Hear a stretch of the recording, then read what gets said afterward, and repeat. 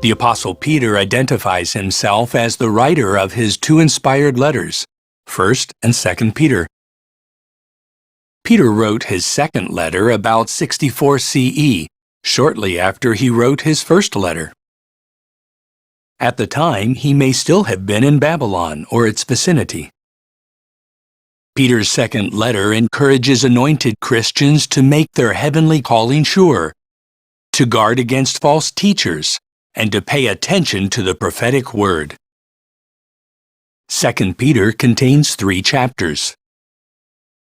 Chapter 1 discusses Christ's transfiguration, which gave Peter, James, and John a preview of Christ's glory and kingdom power.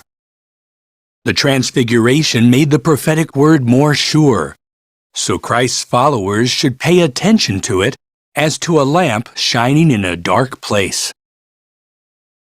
In chapter 2, Peter warns us that false teachers would arise and bring in destructive sects. Those deceivers, who began to appear in the first century, would face divine judgment as did the inhabitants of Sodom and Gomorrah. Did you know? When Peter wrote his second letter, he knew that his death was near. But instead of being overly concerned about himself, he continued to obey Jesus' loving command, "Feed my little sheep." Chapter 3 points forward to Christ's presence and kingdom power. Concerning that time, Peter foretold that there would be ridiculers who would deliberately ignore that Jehovah had destroyed a wicked world once before in Noah's day. Peter then points to God's promise of a figurative new heavens and a new earth in which righteousness will dwell.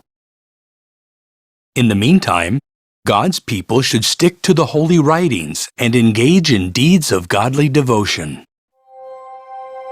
As you read 2 Peter, note how Christ's transfiguration can strengthen our faith in Bible prophecy, how we need to be on guard against false teachers, and how we must patiently await the new heavens, God's kingdom government, which will rule over a new earthly society of God-fearing humans.